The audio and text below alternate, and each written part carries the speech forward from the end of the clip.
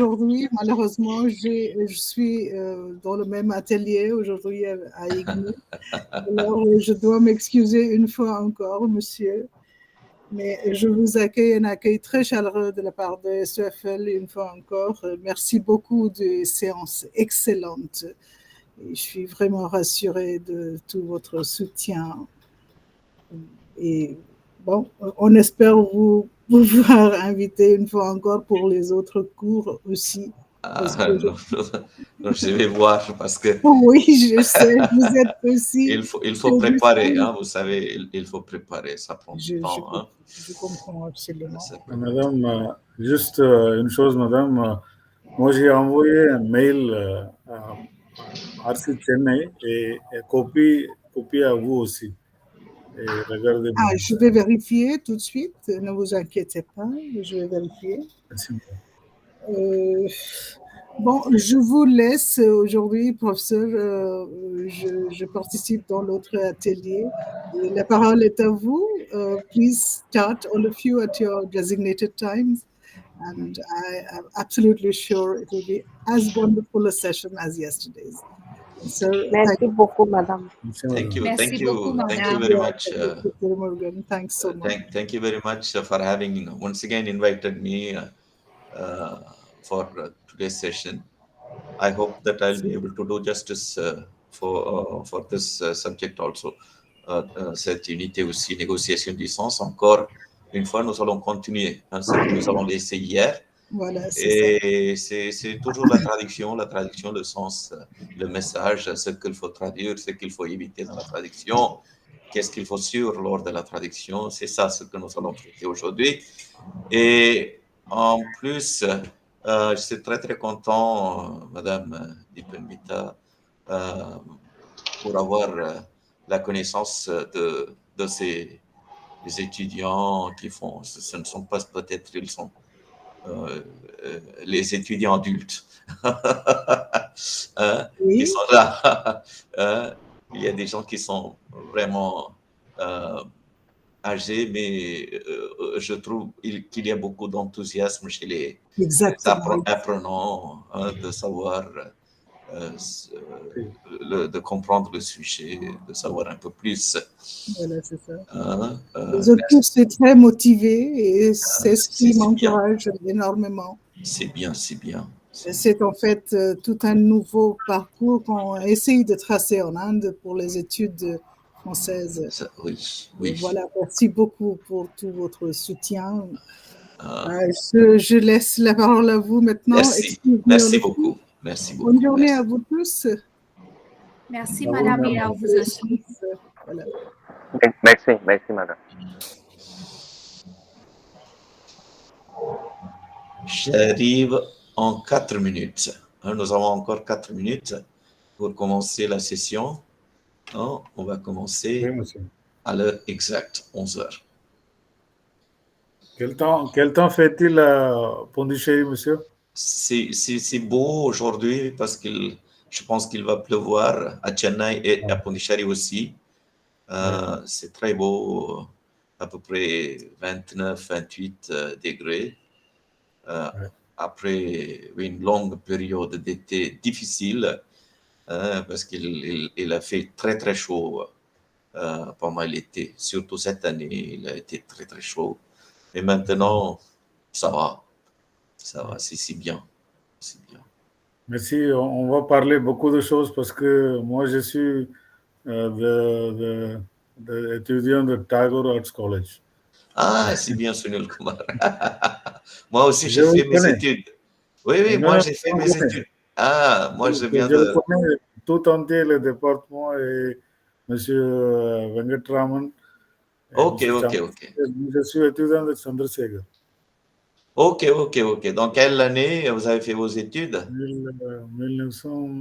1993-96. Donc, moi j'ai fait mon BA degree là-bas entre 1988 et 91. Et je vous connais, monsieur. Ok. Je suis très content que vous êtes là. Merci beaucoup, merci. Chanchal Chakraborty, ça va? Oui, oui, monsieur. Bonjour, monsieur. Bonjour, bonjour, bonjour. Bonjour, monsieur. Bonjour, Mita. Bonjour.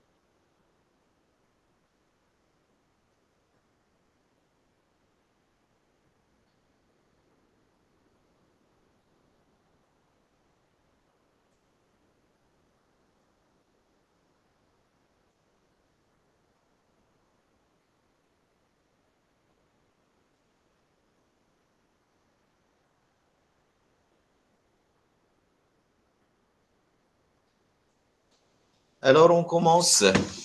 C'est 11h maintenant. Je partage l'écran, donc c'est ça. C'est ça. Est-ce que vous voyez l'écran? Est-ce que Oui, monsieur. ça va? Les diapos sont là? Oui, monsieur. Ok. Donc, c'est ça que nous allons traiter aujourd'hui, unité 3, négociation du sens. Vous avez une définition de la négociation du sens et on fait une distinction entre le sens structurel et le sens global. Et en plus, on va voir aussi le sens comme objet de négociation et vocabulaire courant de la négociation du sens. Qu'est-ce que ça veut dire, le mot technique, mot usuel, sens propre, sens figuré, sens intellectuel, sens effectif, et quelles sont les lacunes qu'on aura lors de la traduction. Faux émis, qu'est-ce que ça veut dire, faux émis, et vous avez un petit quiz aussi qu'on a donné là. Le message, qu'est-ce que c'est ça, et gain et perte, et enfin, vous avez un résumé. C'est ça qu'on a fait, c'est comme ça qu'on a préparé cette unité. Et on va commencer cette session avec une phrase, un exemple ici, en anglais. Mais est-ce que c'est clair? Est-ce que I saw a man on a hill with a telescope? Est-ce que cette phrase, comment peut-on interpréter cette phrase? Soit j'ai vu avec le télescope un homme, ou soit un homme avec un télescope, j'ai vu. Oui, moi je regarde cet homme avec, à l'aide de mon télescope, n'est-ce pas? C'est ça? Mais Non, vous pouvez avoir deux J'ai vu interprétations. un homme avec un télescope sur la colline. Oui. Et est-ce qu'il y a d'autres interprétations? Vous avez donné deux interprétations. Pour, Oui, la personne qui possédait le télescope. Qui possédait? Posséder veut dire quoi? Qui a le télescope. Ah, qui garde. Qui garde avec lui, Oui. qui garde avec lui un télescope. Oui. Est-ce qu'il y a d'autres possibilités de traduire ça? Je l'ai vu avec un télescope. Oui, c'est ça. Nous allons voir. Hein? 4 façons de comprendre cette phrase. There is a man on a hill and I'm watching him with my telescope. Oui. I have my telescope and I'm watching him standing on the hill.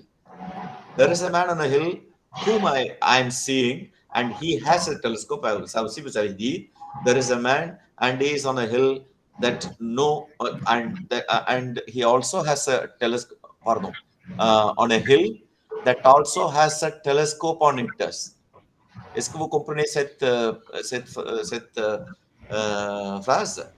There is a man, he is on a hill and that hill has got a telescope. I saw a man on a hill which has got a telescope. There is a hill which has got a telescope. Et vous avez, I am on a hill and I saw a man using a telescope. Et finalement, there is a man on a hill and I am watching him with a telescope. Ça aussi, nous avons vu. Donc, le sens, ça dépend du contexte, comme nous avons vu hier. Ça dépend du contexte. On a donné 5 façons de traduire cette phrase. Hein? Donc, comment trouver la meilleure traduction? C'est le contexte nous guide. C'est le contexte. À l'aide du contexte, nous pouvons bien comprendre quelle est la situation, quelle sera la meilleure traduction. Et nous avons une autre phrase. I never said she stole my money. I never said she stole my money. En anglais, si vous voulez, vous pouvez donner l'interprétation de cette phrase. I never said she stole my money.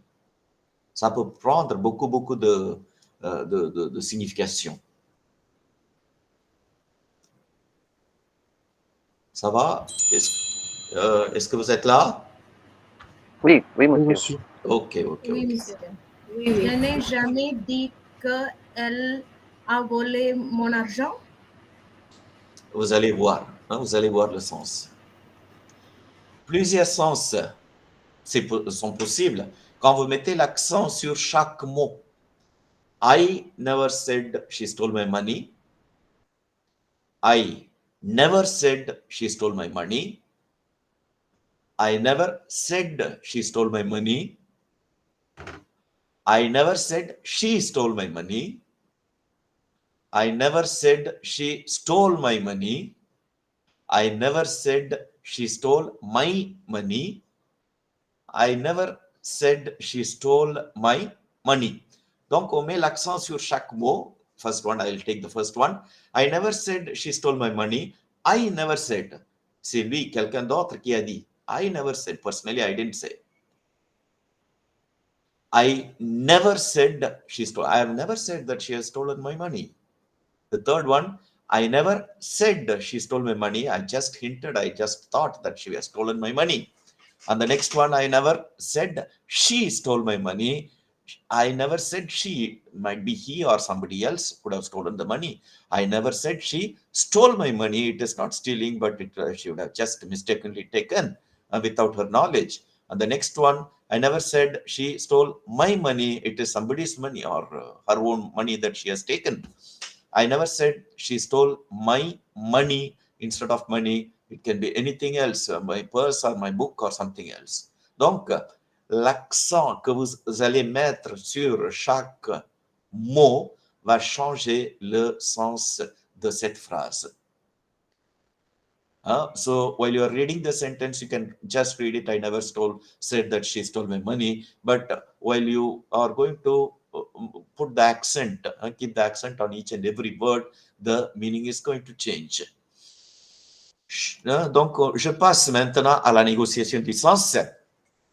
C'est quoi? Donc, comme je viens de vous expliquer, quand on parle du sens, on parle de l'interprétation, on parle du message, on parle du contenu de ce texte. On ne parle pas des mots, on ne parle pas des phrases, on ne parle pas de la structure syntaxique, on ne parle pas des paragraphes, non. Hein? La longueur de la phrase, non. La structure syntaxique, non.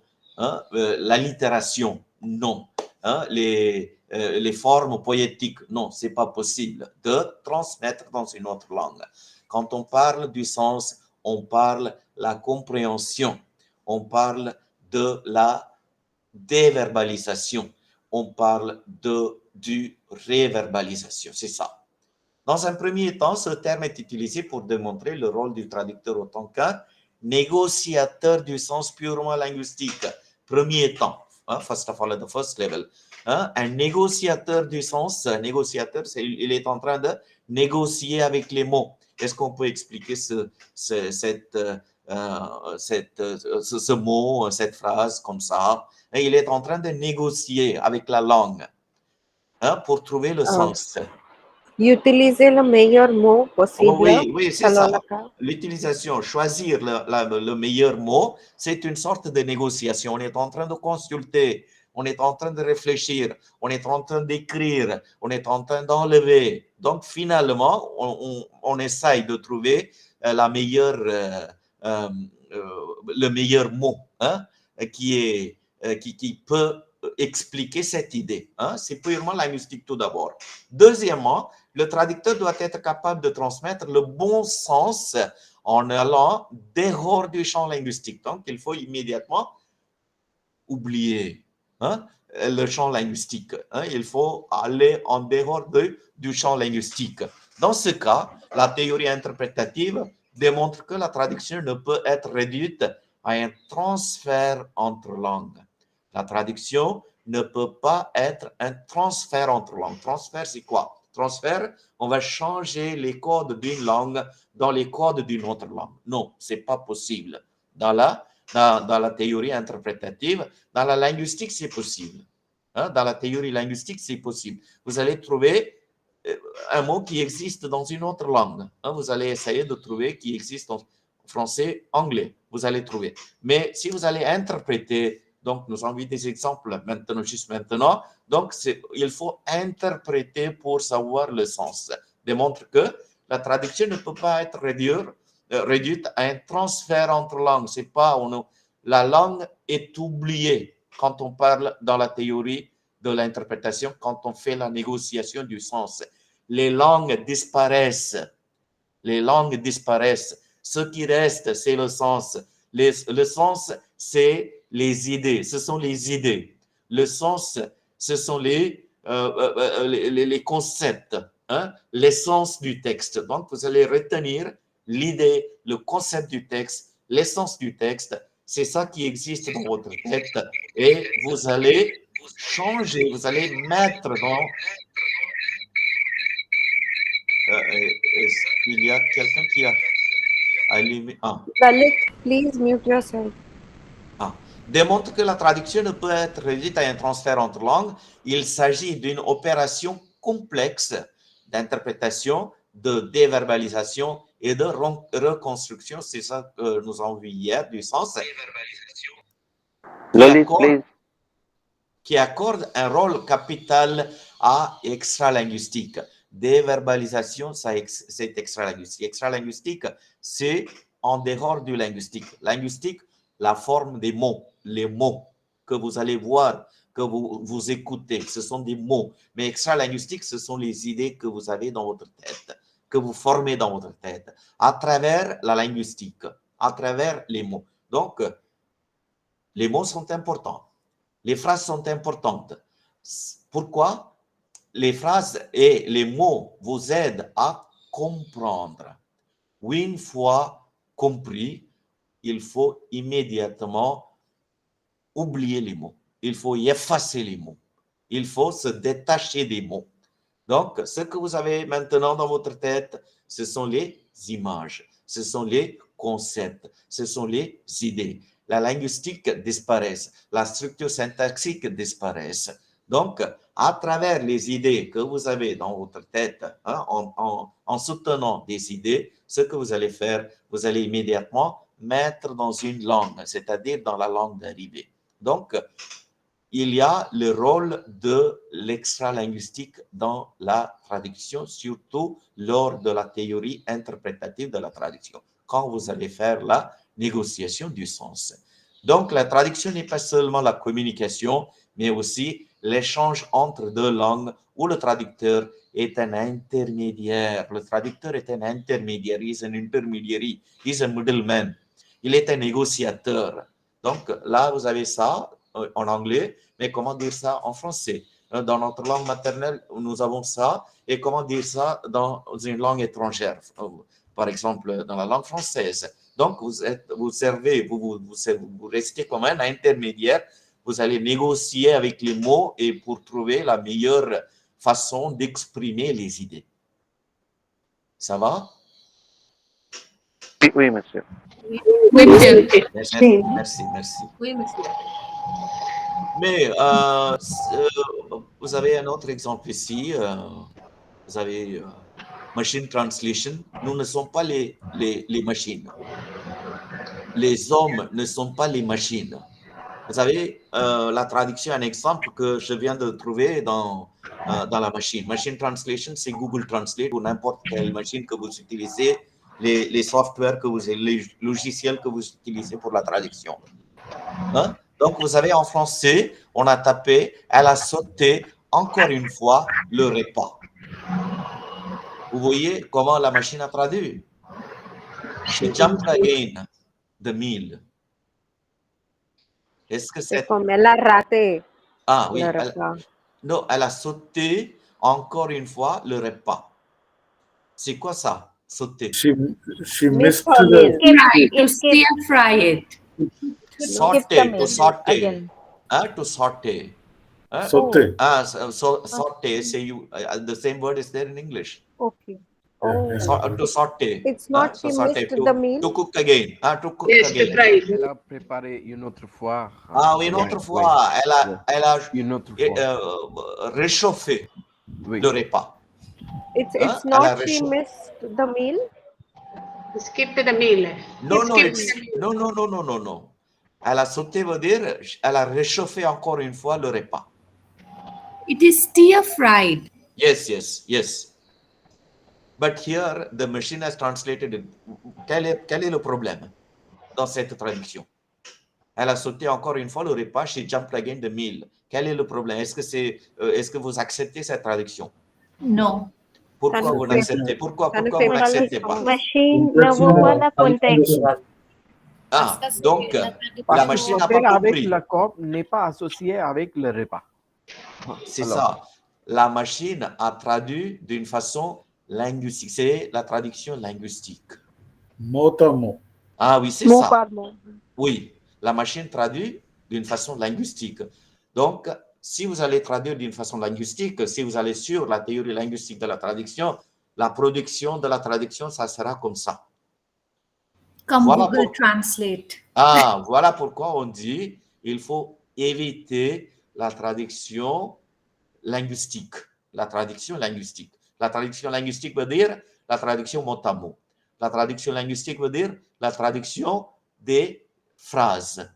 La traduction du texte. Attachement au mot. Mais la traduction humaine, ça sera la traduction des idées. Donc, nous sommes en train de traiter les idées maintenant. Nous sommes en train de voir, est-ce qu'on peut traduire comme ça? C'est une fausse traduction. Encore une fois, a school of fish was spotted in the sea. A school of fish was spotted in the sea. Vous savez, le sens. A school of fish was spotted in the sea. La machine a traduit, une école de poissons a été repérée dans la machine. The above translation literally means that a school where kids go full of fish was in the sea. The French word école means a physical school. They don't have a term school of fish in French. We also translated sharks swim in schools and got the same result. Shark swim in colleges. C'est ça qu'on a vu. The translation is thus taken out of the context since the right sentence to translate is a school of fish. would have been a banque de poissons.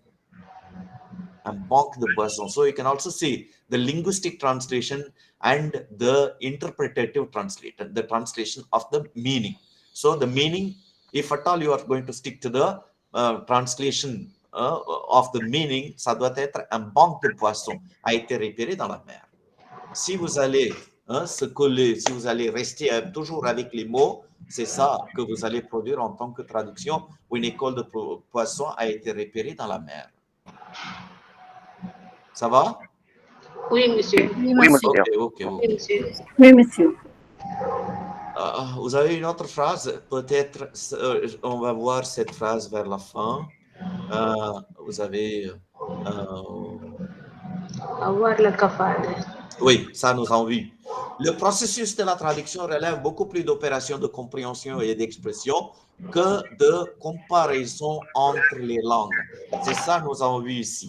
On a fait une sorte de comparaison entre les langues. Une sorte de comparaison entre les langues. Et, win, school, école, of fish, de poisson, was spotted, a été repéré, in the sea, dans la mer. Une sorte de comparaison entre les langues. Il ne faut pas faire une comparaison des langues. Dans la traduction, il faut essayer d'envoyer le message dans la langue d'arrivée. Il faut travailler toujours avec le message. Vous allez trouver toujours avec le message. Le processus de la traduction relève beaucoup plus d'opérations de compréhension et d'expression. D'abord, il faut comprendre. Vous avez compris, un school of fish, ça veut dire un banque de poissons. Un groupe of fish peut-être. Mais il faut comprendre le sens et il faut y exprimer dans la langue d'arrivée. Il ne faut pas faire la comparaison des mots, comparaison entre les langues. Par exemple, ici, avoir le cafard letter means to have the cockroach. Of course, we are not actually talking about cockroach here. It's absurd idiom means to feel depressed and to feel down. Ça va, tu as l'air triste? Je ne sais pas, j'ai le cafard. J'ai le cafard. I feel a bit down. I'm a bit depressed. Hein? OK. Donc, Monsieur, pour l'examen, est-ce qu'il faut donner des exemples idiomatiques comme ça? Si vous voulez, vous donnez pour expliquer vos propos, vos idées. Donc, dans le texte, il y a très peu d'exemples parce que faute de temps, peut-être de pages, des restrictions, parce qu'on a été obligé de préparer un texte avec moins de mots, 4000 mots, je pense. Donc, on a été obligé d'éviter les exemples. Donc, je ne sais pas si vous voulez, vous pouvez donner des exemples pour bien illustrer vos idées. Donc, si vous allez donner des exemples, ça va donner une clarification aux examinateurs qui vont évaluer vos feuilles. Donc, Henry Widdowson, il dit, toute participation à une interaction en langue naturelle suppose une négociation de sens. La traduction ne peut pas exister en dehors du sens. Ça, il faut retenir. La traduction, translation cannot exist outside meaning. Outside meaning. Donc, il faut toujours une sorte de négociation avec le sens, avec les mots, en relation au savoir partagé. Ça aussi, nous avons vu, savoir partagé qui existe entre les hommes d'une communauté. Savoir partagé, quand je parle, hier j'ai parlé à propos de Bindi, immédiatement vous avez compris. Pourquoi? Comment? Vous avez un savoir, nous avons un savoir partagé. Ce que je dis, vous pouvez comprendre. Dans le même contexte. Si je vais parler à un Français à propos de ces éléments culturels, il ne peut pas comprendre parce qu'il n'y a pas un savoir partagé entre nous deux, entre moi et un Français. C'est pas facile. Donc, il y a des choses, par exemple, si on nous invite à manger les éléments culturels, c'est pas possible de comprendre. Si on nous invite à manger et on sert le repas, on dit comme si qu'on est satisfait, on dit non, ça va, ça suffit. Mais on a envie de manger un petit peu plus. Dans la situation indienne, c'est ça le cas, mais en France, si on dit non, c'est non.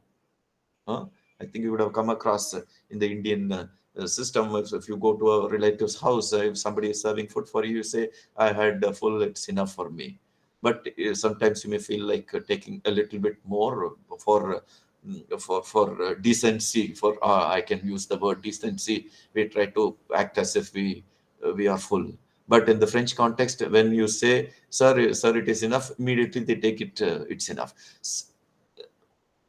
Cette idée, il ne peut pas comprendre. Ces éléments culturels, les Français ne peuvent pas comprendre. Ce sont les éléments culturels qui existent en Inde, en Inde, dans notre pays, parmi les gens de notre société. Ainsi, tout acte de communication langagière est un exercice de résoudre des problèmes. Donc, tout acte de communication langagière est un exercice, donc vous êtes censé de résoudre un problème. C'est une résolution de problème.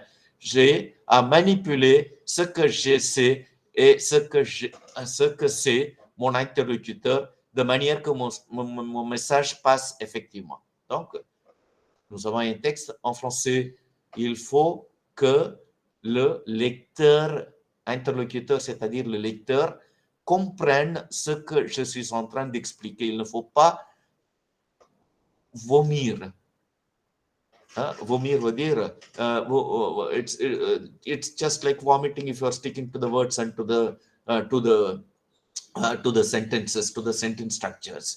Donc, il faut essayer de trouver la meilleure façon de convaincre, d'établir, de passer le message dans la langue d'arrivée à un interlocuteur qui ne connaît pas la langue de départ. De manière que mon message passe effectivement. Cette utilisation des procédures de négociation est ce que constitue le processus discursif. Ça, nous allons voir. Ça va? Est-ce que c'est clair?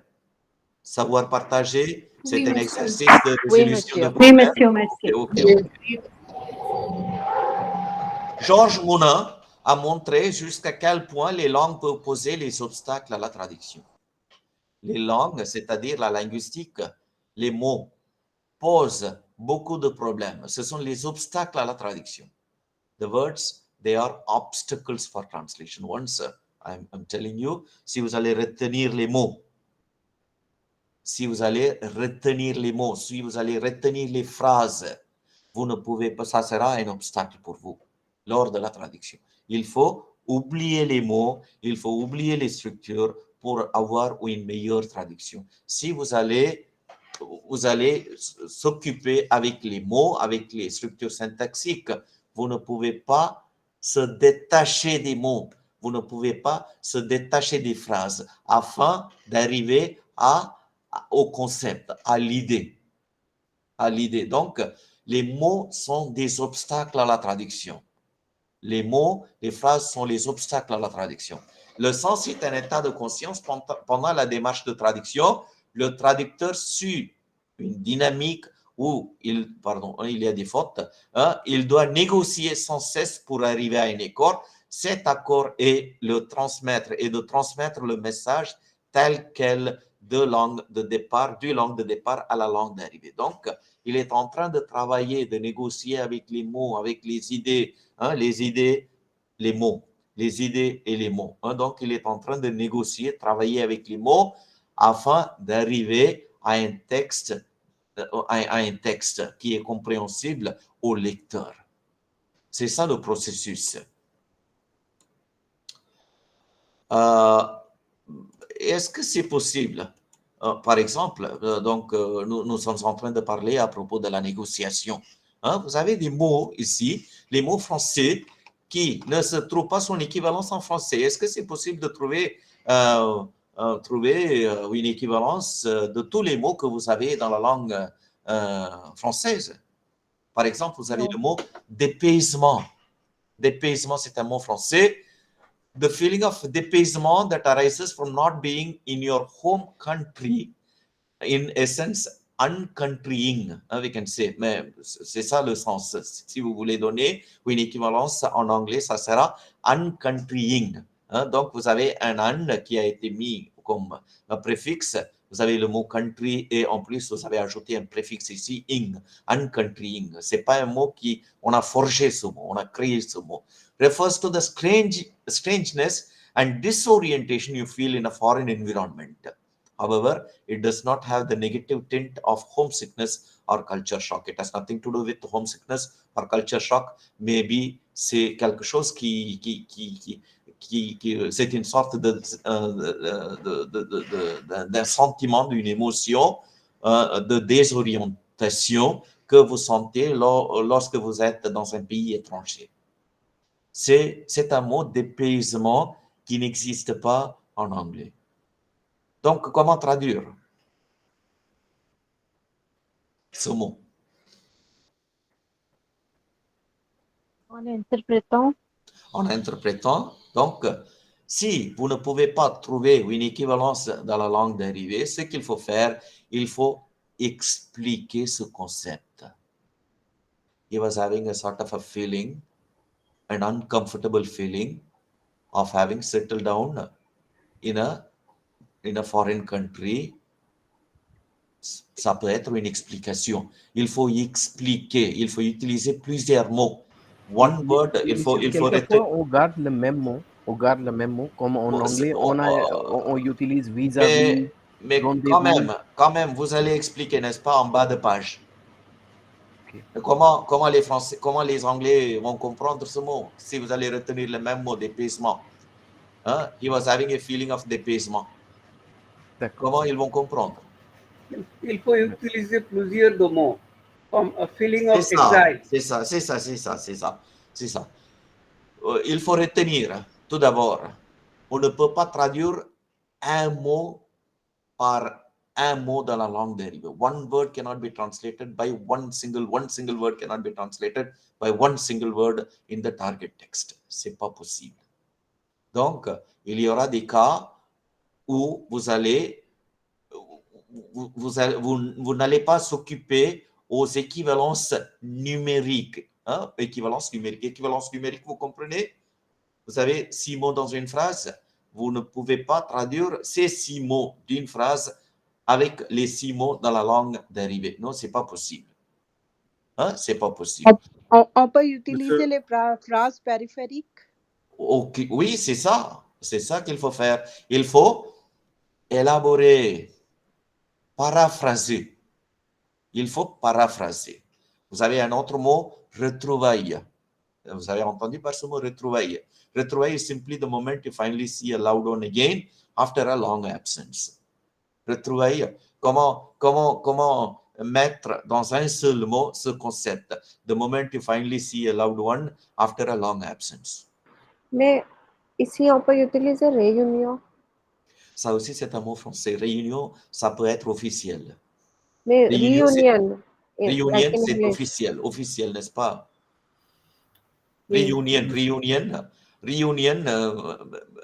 Mais ici, you finally see a loved one after a long absence. C'est pas union, à rien à faire. Monsieur, au lieu de inventer ou bien compliquer le mot comme un country in, est-ce qu'on peut oui.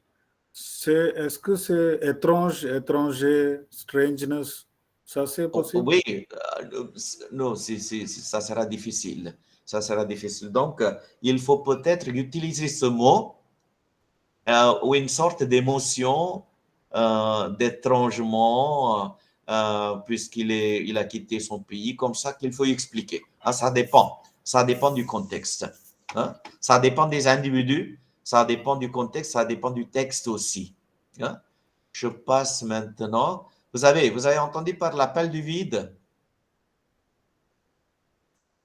L'appel du vide, the call of the void. Refers to an impetuous urge to jump from high places. Mais si vous allez dans un endroit assez élevé, vous avez une sorte d'émotion, de sentiment de sauter. Hein? C'est ça, call of the void. It can also more widely be used to describe all the other dark impulses that cross our minds. What if I drove into oncoming traffic? What if I jumped off the subway? C'est ça, hein? Call of the void. On a traduit ça. Mais Mais en français, vous avez l'appel du vide, mais on a essayé plusieurs fois et on a traduit comme The Call of the Wild, qui ne donne pas, qui ne définit pas bien ce concept, l'appel du vide. Vous comprenez qu'est-ce que ça signifie? It's an urge to jump from high places. Oui, monsieur, est-ce que c'est toujours lié à sauter ou non? Ou ça pourrait être... Oui, sauter, mais sauter, c'est un mot simple, mais ici, c'est associé avec l'émotion, avec le sentiment, avec une sorte d'impulsion. It is an impulsion. Alors, est-ce Monsieur, que c'est comme le death instinct of Freud. Comme le death instinct. Death instinct, je ne sais pas, mais dans ce contexte, death instinct, ça peut se passer n'importe où. Hein. Vous pouvez se suicider n'importe où. Hein.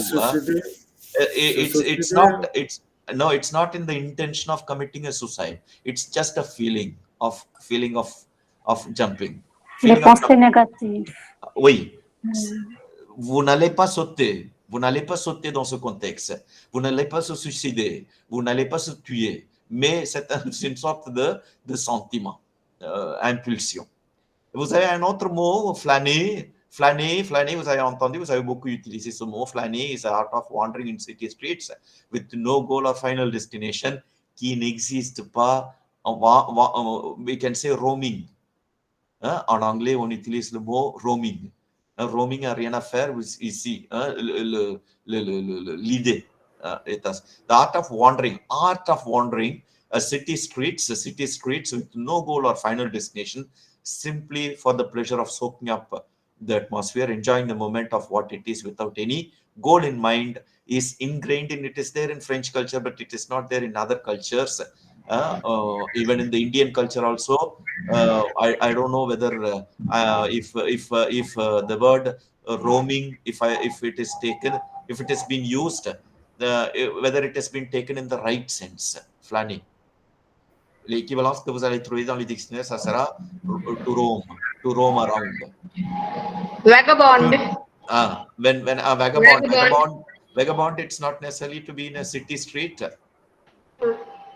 peut-être en Marathi c'est un mot bhatakna, in Hindi as well, bhataklela किंवा bhatakna. Qu'est-ce que cela signifie? Flâner. Flâner. Si ça existe, ça va, mais sans aucune intention, sans aucune destination, mais juste pour passer le temps de rester à l'extérieur, de rencontrer les gens, juste pour passer le temps, c'est tout. Hein, pour passer le temps. Donc, ce sont les mots qui n'existent pas, qui ne trouvent pas son équivalence dans la langue dérivée. C'est ça que moi, je suis en train de vous expliquer. C'est pas possible, mais dans l'autre côté aussi, English words with no French equivalence. Feedback, for example. Par exemple, vous avez le mot feedback, on a retenu le même mot. Feedback. Feedback could be literally, this would be être présent pour. Pardon, le feedback with the French accent doesn't exist. Instead, we use the word feedback. Supportive is être présent pour. He is very supportive, mais il est toujours présent pour moi. Hein? Il est toujours là pour moi. C'est ça la décision. Somebody's mic is on. C'est ça la traduction que vous avez. La meilleure traduction que vous avez. He is very supportive. Il est toujours présent pour moi. On ne peut pas utiliser tolérant ici. Non, tolérant is faux amis. Non, tolérant, ça c'est différent. Supportive. Mais est-ce qu'on peut dire j'ai son soutien? Ou il me soutient? Soutenir, c'est OK, ça va. Mais on change la perspective de voir, on dit en anglais, on peut faire comme ça, non? Oui, c'est ça, le contexte, c'est le contexte qui décide. Et enfin, le dernier mot que vous avez, le mot qu'on utilise, les jeunes utilisent de temps en temps cringy. Hein, cringy. On ne sait pas, est-ce que ce mot existe en français? Est-ce qu'on a emprunté on emprunte, comme vous avez feedback, on a emprunté ce mot, comme vous avez le week-end ou le mot qu'on utilise dans le domaine de l'Internet. Hein, il a commencé à liker. Est-ce que vous pouvez liker? Hein? To like est devenu Et ça, like. c'est grâce à Facebook. Hein. Facebook. Ah oui. Facebook, on dit en français. Facebook. Mais c'est liker, c'est de Facebook. Hein. Oui, liker, c'est ça, dans le domaine de Facebook. Et cringy aussi. Hein? Cringy, vous savez le sens, c'est very uncomfortable and awkward. Ça, c'est ça. Hein? Mais it's a translation of a mixture of être gênant, being awkward, bizarre peut-être. Hein? C'est pas possible de trouver l'équivalence des mots dans la langue dérivée. C'est ça ce que je voudrais vous expliquer. Hein? C'est pas toujours possible. Donc, il faut essayer de négocier. C'est ça qu'on a fait ici. Vous voyez, on a essayé de travailler avec un mot, avec une expression, et on a vu, non, ça ne va pas, cette expression ne donne pas la meilleure sens, n'exprime pas bien cette idée, donc on travaille avec un autre mot. Par exemple, le mot chill. There is no French equivalent for chill. The closest that you can get is tranquille, calme. Posé is still, and sans prise de tête, without thinking. Si on dit calmez-vous. Calmez-vous, oui. Mais c'est un nom ici. Hein? Chill, c'est un nom, c'est pas un verbe. Hein? Chill is very chill. Tranquille. Hein? On a négocié avec tranquille, posé, sans prise de tête. Donc, finalement, on ne sait pas, peut-être on va trouver dans le futur d'autres mots qui vont bien expliquer cette idée de chilling out or chill out or is quite chill or something. Hein? C'est ça. Successful, le mot successful n'existe pas. Ne trouve pas son équivalence en français. Vous avez, he is successful, il réussit professionnellement, he succeeds professionally, il a bien réussi, c'est tout. Successful, hein? Ne trouve pas son équivalence dans la langue française. Cheeky, goofy, feedback, supportive, etc. Monsieur, vainqueur est là, non? Vainqueur. Vainqueur, pourquoi? Successful. Successful. Winner. Ok. Vous pouvez ajouter. Hein, succès. Monsieur, succès. Succès, réussir. Avoir du succès. C'est ça, avoir du succès. Avoir du succès.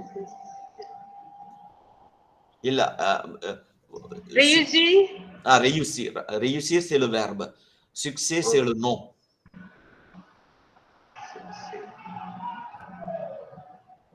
On passe. Un sens et signification. Ça aussi, vous allez trouver dans votre texte. Pour comprendre la distinction entre la signification et le sens, prenons un exemple concret. On a donné cet exemple. Vous avez cet exemple avec vous, vous allez trouver. Un mot tel que femme, on pourra facilement trouver dans un dictionnaire ces différentes significations. Signification et sens. Signification pour le mot femme, être humain, adulte du sexe féminin. Deuxième sens, c'est épouse. Le Petit Robert 2007.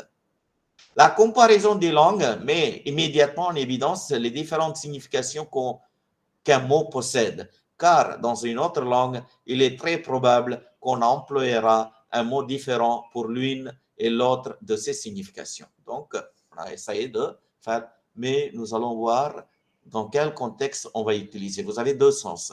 Quel est le sens que vous allez préférer pour le mot femme? Si vous avez dans le texte de départ le mot femme, quel est le sens que vous allez préférer? Maintenant, nous allons voir deux usages différents de ce mot femme. Si on dit Jacques est venu avec sa femme, ici nous savons par le contexte que la femme prend le deuxième sens du dictionnaire, c'est-à-dire épouse. Nous arrivons à cette conclusion par l'effet produit par la fusion des significations linguistiques et des compléments cognitifs pertinents. Complément, sa femme, cognitif, vous savez, hein, il vient avec sa femme normalement ou bien avec notre femme, hein, avec sa femme. Donc, on comprend, hein, on comprend selon la situation, donc quel est le sens qu'il faut accorder à ce mot femme. Donc, on accorde le sens de l'épouse à ce mot femme. Mais quand on dit la condition des femmes au travail doit s'améliorer, on sait automatiquement qu'ici, femme signifie le pluriel de femmes indéterminées. La condition des femmes, on ne parle pas de la femme ici, mais la femme en général, indéterminée. La condition des femmes au travail doit s'améliorer. On comprend immédiatement que les femmes qu'on parle ici, c'est la femme, n'importe quelle femme, la femme indéterminée, hein, en général. Dans le premier cas, l'usage de femme avec le mot sa femme, hein, dans le premier cas, c'est-à-dire Jacques est venu avec sa femme. Texte fait disparaître les autres significations du mot pour ne laisser que la signification actualisée, c'est-à-dire son épouse, exigée par le contexte. C'est exigé par le contexte, which is necessitated, which is required by the context. It is the context which helps us to very easily understand femme and the word sa femme. So naturally, we immediately give the meaning as spouse. We don't say women. Pardon, monsieur, si vous me permettez, est-ce qu'il y a une différence entre signification et son? Parce que je pense que les deux mots, c'est très similaire. C'est ça. Bon, selon je comprends. Moi aussi, j'ai pensé comme ça, mais selon les théoriciens, femme possède deux significations. Le mot femme possède deux significations. Il faut trouver le sens. Le sens est défini par le contexte. Le sens est unique, selon les théoriciens. Il y aura plusieurs significations, mais le sens, c'est unique. Mais comment arriver à ce sens? C'est par le contexte. Monsieur, si on dit il est arrivé avec une femme. N'importe ça aussi, n'importe quelle. C'est pas sa femme. Oui. Sa femme, c'est sa femme. Ah, n'importe quelle femme. N'importe quelle femme. Mais quand on dit sa femme, ça veut dire l'épouse. Ça explique l'appartenance, n'est-ce pas? Oui. L'appartenance. Comment elle est associée avec Jacques. Sa femme, comment elle est associée avec Jacques. Oui. Dans le premier cas, l'usage, donc c'est ça la distinction qu'on fait ici. Sens, ça sera unique. Il n'y aura pas plusieurs sens. Signification, il y aura plusieurs significations. Pour le mot femme, il y a deux significations et un seul sens parce que on concrétise, on arrive à réduire la pluricité des significations. Hein? On élimine les autres significations et on arrive à un seul sens. C'est ça que vous avez dans votre texte, hein, dans votre texte, négociation du sens dans ce texte. Dans le premier cas, l'usage de femme avec sa texte fait disparaître, le texte fait disparaître les autres significations. Vous voyez ici, ça fait disparaître les autres, vous allez éliminer les autres significations du mot pour ne laisser que la signification actualisée, c'est-à-dire le sens, c'est-à-dire son épouse exigée par le contexte. Par conséquent, nous arrivons à la conclusion qu'un mot dispose plusieurs sens selon son usage. Hein? Donc, plusieurs significations, ça doit être signification, plusieurs significations. Donc, il faut retenir signification, plusieurs significations, sens, ça sera unique. Ça va? Oui, monsieur. Oui, monsieur. Oui, monsieur. J'ai un doute. Oui. Est-ce que le mot fille fait partie de cette catégorie? Le mot fille. Fille. Oui, girl ou daughter. Oui, oui, ça aussi. Ça Oui, aussi. oui. Ah, Ça oui. aussi, hein. Même le mot homme, H-O-M-M-E, le mot homme, c'est mon he homme. Colour तव्हांखे सूट बि थींदो अथव Tama. Hein, c'est mon homme, c'est un homme. Homme, ça ne हिन donne ॾिसो pas le कपिड़ो sens सुठो de ॾिसणो आहे suit mari. थींदो हे ॾिसो थोरो वर्क वारो खपेव Madam मम्मी Dana, के लिए please mute. Rishit please mute एक्सेल एल त मूंखे थी अचे न हिन में एक्सेल ईंदो मां बि पहिरियों सम्झ में एम ईंदो पर न पियो अचे तव्हां कीअं Euh, ॿुधे लॻो Rishit Madame, please mute est-ce que vous m'entendez? Lumière, s'il vous plaît. Lumière, s'il vous plaît. C'est un exemple qui a été utilisé par Marianne Lederer. C'est un exemple très intéressant. Je vous explique la situation. Il y a un congrès qui s'appelle une conférence. Il y a une conférence. Donc, le présentateur est là. Il est en train d'utiliser une projection. Il est en train d'utiliser des diapositives, des slides. Hein? Donc, entre les deux projections, il est en train de donner un petit discours. Il explique. Hein? Il explique le contenu de cette projection. Quand il est en train d'expliquer, il demande aux électriciens qui est là à allumer les lampes. Quand il va faire sa projection après son discours, il va demander aux mêmes électriciens d'éteindre la lumière dans la salle pour noircir, pour obscurcir un petit peu la salle, pour qu'on bien voir, on puisse voir l'écran. Est-ce que vous avez compris cette situation?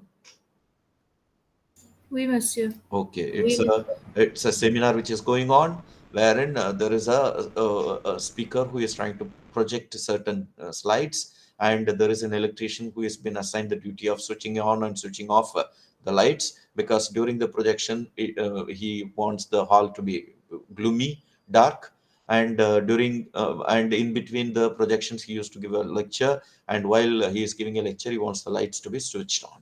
So the work of the electrician is to on and off the switches. Tout d'abord il dit lumière s'il vous plaît. Lumière s'il vous plaît. And it is the electrician, he switches on. Il va allumer la salle. Il dit les mêmes mots. Lumière s'il vous plaît. L'électricien va éteindre la lumière. Donc vous pouvez voir ici, les mêmes mots peuvent donner, avec les mêmes mots, le présentateur peut donner deux instructions, deux ordres extrêmement opposés. Et c'est compréhensible, il comprend, l'électricien, il comprend, et il va suivre les ordres du présentateur. Comment ça c'est possible? He is just using the word lumière s'il vous plaît. He is not using any other. Please switch on, please switch off. Non. Allumez s'il vous plaît. Éteins s'il vous plaît. Non. Il utilise le mot lumière s'il vous plaît. Comment il a pu exécuter, l'électricien peut exécuter les deux ordres bien opposés? L'électricien comprend la signification dans chaque cas. Il est dans le contexte. Donc, oui.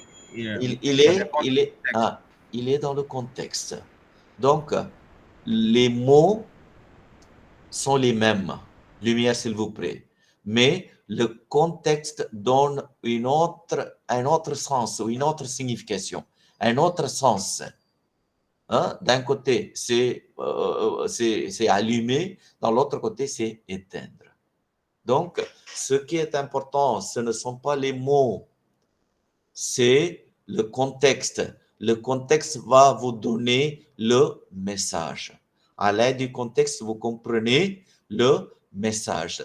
Donc, les mots disparaissent. Les mots ne sont pas nécessaires pour la traduction. Il faut rejeter les mots. Il faut rejeter les mots. Il faut avoir le message dans votre tête et il faut passer le message dans la langue dérivée. Je passe le sens structural et le sens global. Le sens n'est donc pas à confondre avec la signification des mots, c'est ça que nous avons vu, d'une langue, plusieurs significations, un seul sens. Mais quand nous parlons de l'unité de traduction, la stylistique comparée du français et de l'anglais montre encore une autre opposition par deux termes, le sens structural, le sens global. Le sens structural, le sens global. C'est quoi ça? Le sens structural dégage normalement des éléments de la structure fournis par le lexique et assemblés selon les lois de l'agencement. Par exemple, il met la clé sur la table qui n'a qu'une seule possibilité de traduction. Vous avez le sens global est fourni par le contexte. Le sens structural, ce que vous allez trouver dans les dictionnaires. Le sens global, c'est selon le contexte. Par exemple, si nous disons que les élèves n'ont pas le droit de toucher les choses sur la table, le professeur vient dans la classe et ferme l'armoire des jouets et il met la clé sur la table, puis il sort de la salle. Ici, mettre la clé a une autre signification que la phrase précédente. Donc, nous voyons qu'il y a des cas où le traducteur doit comprendre le sens d'un mot simple et il doit négocier le sens dans le texte ou contexte donné. Donc, le sens structural, hein, c'est le sens banal. Le sens banal. Banal veut dire, it's an open meaning. Le sens dénoté. Le sens, peut-être, c'est pas précis. Le sens n'est pas concret. Le sens n'est pas concret. Le sens global, ça, c'est le sens contextuel. Le sens contextuel. Vous savez, il met la clé sur la table. Quel est le sens? Il met la clé sur la table. Vous avez compris, surtout, c'est le sens structural. Comment vous avez compris cette phrase? Vous avez compris à travers les mots que vous avez. Il met la clé sur la table. Donc, vous ne pouvez pas donner une autre interprétation pour cette phrase. Vous n'avez pas pu donner une autre interprétation pour cette phrase. Vous avez donné le minimum d'interprétation possible. La première interprétation possible pour cette phrase. Mais dans l'autre contexte, hein, dans le cas du sens global, vous allez donner l'interprétation concrète, l'interprétation précise, l'interprétation contextuelle. C'est ça la distinction entre le sens structural et le sens global. Le sens structural, c'est le sens selon les mots. Le sens global, c'est le sens selon le contexte, selon la situation, hein, selon l'interprétation. Monsieur, pardon, monsieur. Après ça, après dans le texte, j'ai trouvé deux phrases, deux mots, changer prix. C'est un 3.2. Leçon comme objet de négociation. Dans le texte. 3 points, attendez, 3 points. Le sens comme objet de négociation, n'est-ce pas? Le sens comme objet de négociation. Il y a deux mots comme ici, changer prix. C'est quoi? Je le lis aussi. Où se trouve ça? Page 99. Dans quelle ligne? Le sens comme objet. Objet de négociation. Si l'on pousse plus loin la réflexion sur la traduction comme négociation, en termes métaphoriques, cette fois, on peut considérer que toute opération de traduction est le fruit d'une négociation du sens par le traducteur, négociation accomplie avec un certain nombre de paramètres. Le traducteur examine le message au plan lexical, syntaxique et rhétorique en même temps. Il procède à une interprétation des signes linguistiques en fonction des paramètres extralinguistiques. Le traducteur reformule son surpris d'une négociation particulièrement serait entrée. C'est son surpris. Je n'ai pas trouvé dans Google même. Non, non, non, non, non, non, non, non, non, non, non, c'est tout à fait clair. Le traducteur reformule ce sens. Il faut vous avez deux mots ici. Ce sens au prix d'une négociation. Oui, oui, je comprends maintenant, oui. Merci, merci. OK. Est-ce que vous avez compris la distinction entre le sens structural et le sens global? Oui, Mesdames oui, et messieurs? Oui, monsieur. C'est clair. Oui, monsieur. OK, merci. Excusez-moi, Le sens... monsieur. OK. Le premier paragraphe, il parle de stylistique. C'est le nom de le livre, le stylistique comparé. Le stylistique comparé du français et de l'anglais, c'est le livre qui a été écrit par Vinay et Darbelne. Vous avez deux écrivains qui ont... c'est un ancien livre qui a été produit dans les années 1957, je pense. Le premier manuel sur la traduction où l'on fait une sorte de traduction linguistique. Mais c'est très compliqué à apprendre de ce livre. Oui, c'est plutôt linguistique, la traduction linguistique. Ce livre est disponible. Ce livre est disponible sur l'Internet aussi. Si vous allez chercher, vous pouvez trouver ça. Vinay, V-I-N-A-Y. Vinay. C'est donné dans le texte, hein, c'est marqué. OK. Vous allez taper sur Google le titre de cet ouvrage, le stylistique comparé du français et de l'anglais. Vous allez trouver l'auteur et les détails sur ce livre. OK. Le sens comme objet de négociation. Quel est notre objet? Quel est notre objectif? Lors de négociation, c'est le sens. Pourquoi vous négociez? Pour trouver le sens. L'opération de traduction est le fruit d'une négociation du sens par le traducteur, négociation accomplie avec un certain nombre de paramètres. Le traducteur examine le message au plan. Le traducteur, tout d'abord, qu'est-ce qu'il fait? Il voit le texte, il lit. Il lit au plan lexical. Lexical, ce sont les mots.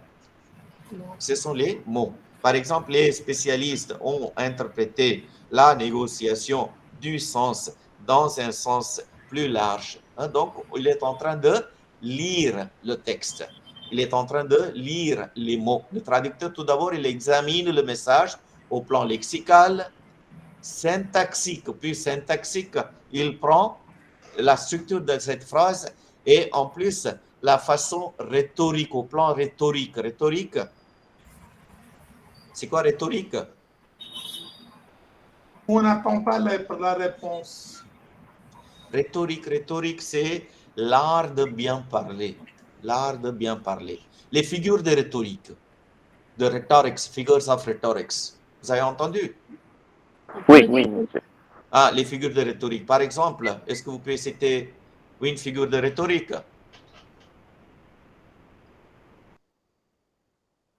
Allitération. Allitération. Non. Allitération, oui, il a raison. Allitération, c'est quoi allitération? A-L-L-I. Répétition dans le même son. Répétition des sons, les mêmes sons. Par exemple, qui vivra verra. Qui vivra verra. Verra. Qui vivra verra. Vous avez métaphore, simili, comparaison. Est-ce que vous avez entendu par oxymoron? Vous avez entendu par oxymoron? Oxymoron, O-X-Y-M-O-R-O-N, oxymoron, c'est une figure de rhétorique où vous allez mettre les deux mots opposés côte à côte. Côte à côte. Par exemple, vous avez terrific beauty. Terrific beauty. Les mots opposés. Les mots clair obscur. Clair obscur, c'est un seul mot. Clair obscur avec un trait d'union. Clair obscur. John Milton. Français, big baby. Big baby. Big baby. Big baby. John Milton écrit au paradis perdu. Darkness visible. Darkness visible. Open secret. Yeah, open secret. Very, very good, very good. They say happily married.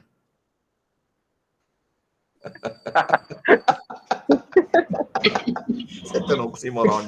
Hein? Contradiction. C'est une contradiction. Non, mais c'est un oxymoron.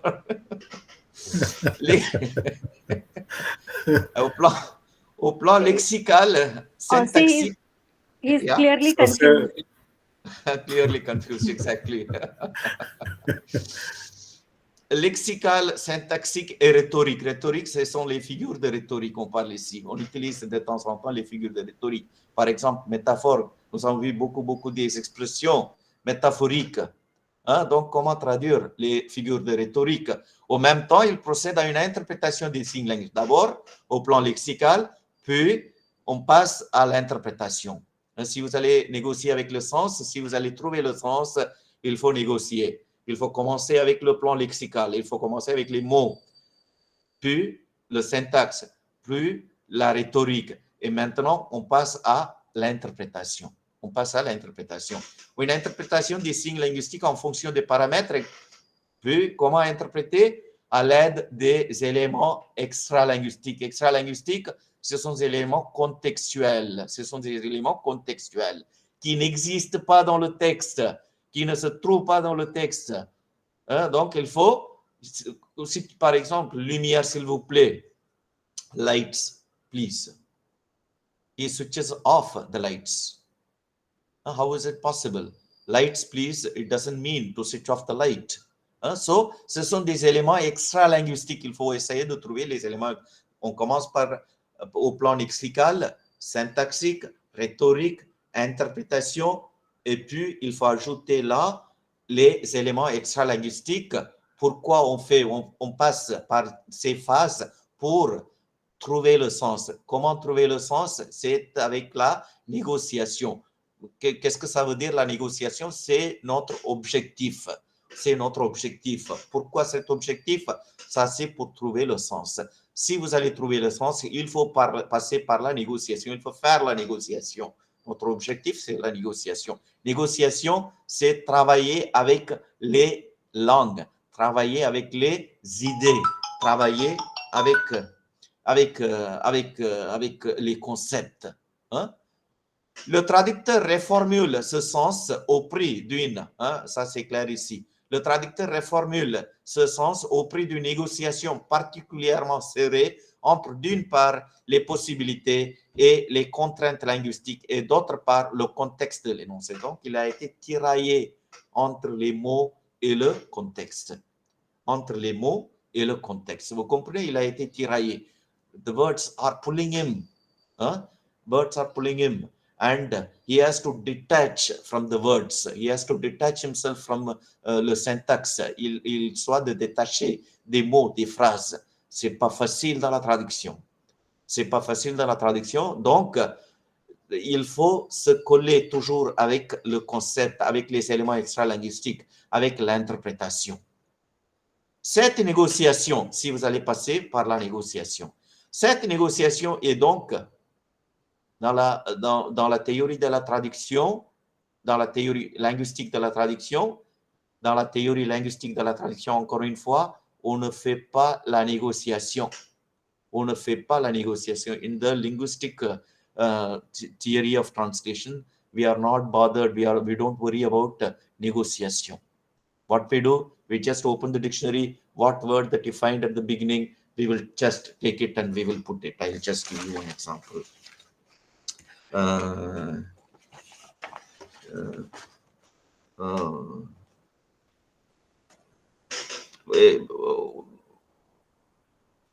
Vous avez le mot to stare.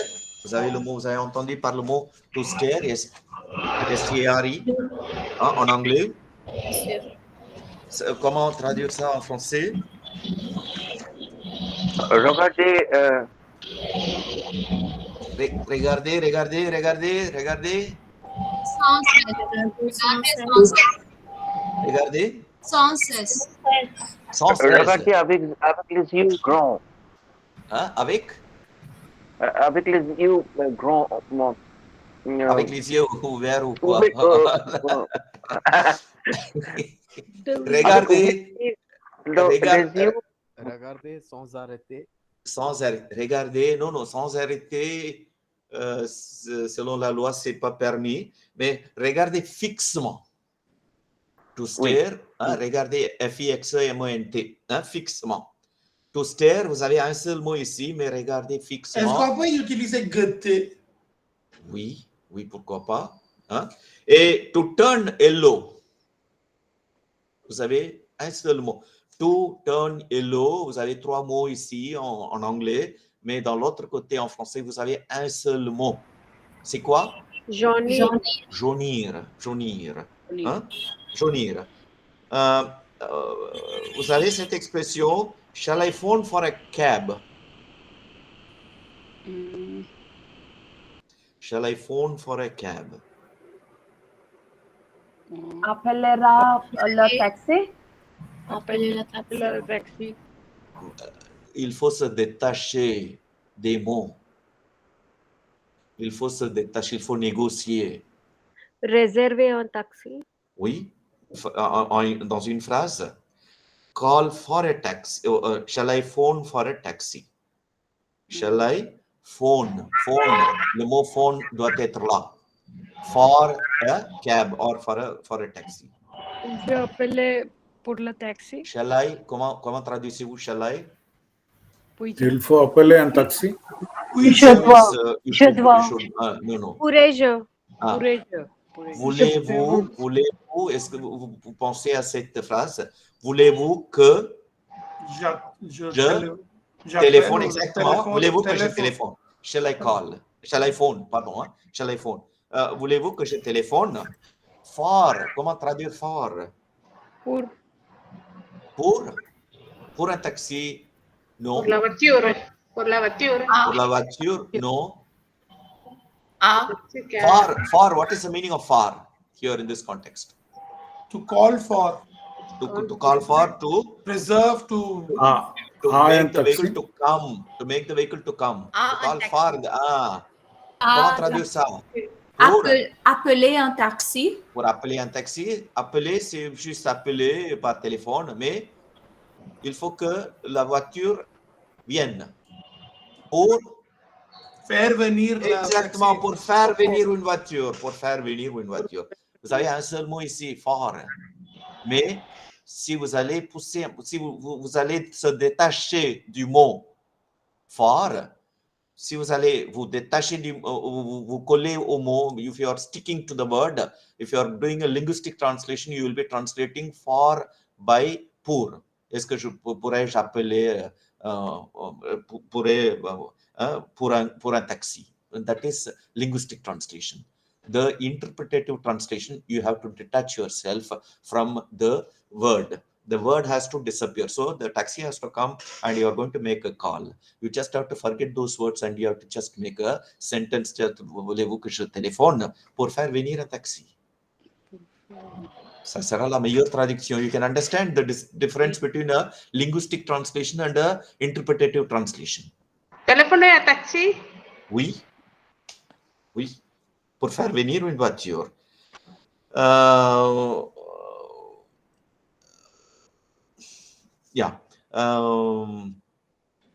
He stopped at the desk for his mail. He stopped at the desk. Stopped. Il s'arrêta, vous comprenez? At the desk. Desk in the sense, the office furniture. Au bureau. For the mail. I don't translate for, but I translate for his mail. For the mail was pour le courrier. Courrier. Comment traduire for? Pour recevoir. Pour prendre, pour recevoir. Exactement. C'est ça. Maintenant, vous comprenez. You don't translate pour son mail. C'est facile. C'est facile. What the brain always does is just go for the first word which appeals to our mind. Dans la traduction. Mais voilà pourquoi on utilise le terme négociation. Il ne faut pas prendre le premier mot qui vient à votre tête, dans votre tête, qui apparaît dans votre tête lors de la traduction. Il faut essayer, non, pourquoi pas dire dans une autre façon, essayer d'expliquer peut-être, d'être un peu plus clair. Donc, il est en train de négocier, réfléchir. négociation, c'est réflexion. C'est réflexion. Ok. Je passe. Est-ce que ça va, c'est clair?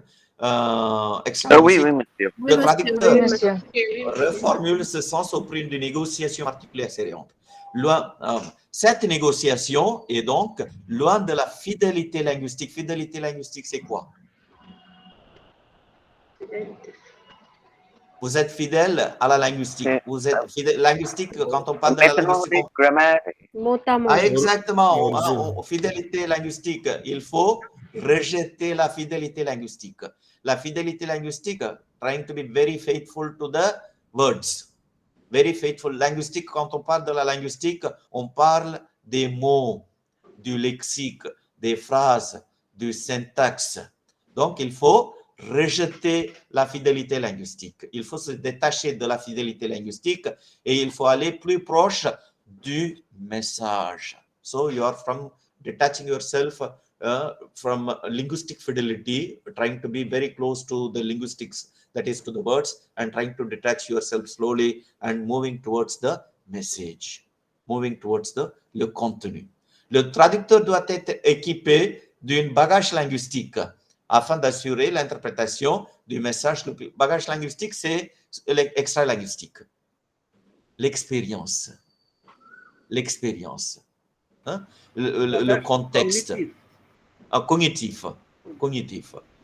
I have been always telling you various expressions in the Indian context. Certain things. She has... they say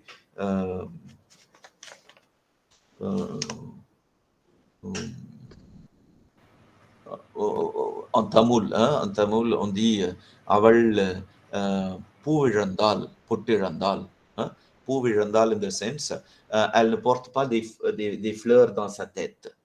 Elle ne porte pas des fleurs dans sa tête. Qu'est-ce que cela signifie dans le On est perdu. Ah, c'est ça. Ah, elle a perdu son mari. Elle a perdu son mari. C'est ça le bagage linguistique. C'est ça le bagage linguistique. C'est ça les éléments extra-linguistiques. Si vous allez traduire, elle ne porte pas des fleurs dans sa tête. She doesn't keep flowers on her head or on her hair. It doesn't convey the meaning. It doesn't. That is the linguistic meaning. Donc, il faut interpréter pourquoi elle ne porte pas des fleurs dans sa tête. Qui porte des fleurs dans sa tête? Quand est-ce qu'on reste de ne pas porter des fleurs dans sa tête? Donc, c'est une interprétation. À l'aide des éléments extra-linguistiques, avec le bagage linguistique, vous allez trouver le sens. Vous allez trouver le sens. Monsieur, oui. Pourriez-vous partager ce PDF avec nous, s'il vous plaît? Oui, pourquoi pas. Pourquoi vous voulez ça? Merci. Pour étudier naturellement. Vous avez le texte? Oui, mais c'est plus clair, votre PDF. Le texte est assez long. OK. Quel est le sens? Comment traduisez-vous? Running like a headless chicken. Meaning, to run around, doing a lot of things in a disorganized, ineffective manner. Par exemple, quand vous allez utiliser cette expression dans une phrase, maybe you should sit down first and organize your thoughts. You seem to be running around like a headless chicken all day. Vous avez la traduction ici. Yes, aimless. Aimless. Courir, non. Une expression, il faut essayer de trouver une autre expression dans la langue dérivée. Une expression, il faut traduire une expression par une autre expression. Une figure de rhétorique, il faut essayer de au moins traduire par une autre figure, par la même figure de rhétorique. He is depressed. He is depressed. Depressed, vous savez, c'est un mot figuré, c'est un mot métaphorique. Vous comprenez? Oui. He is depressed. Dans quel contexte utilise-t-on le mot dépression? émotion? Non. Non. Tout d'abord, on a commencé à utiliser des pressions dans le contexte de météorologie. Climate, in the climate, you could have seen, there is a depression which has been created. Depression is formed. On a emprunté ce mot.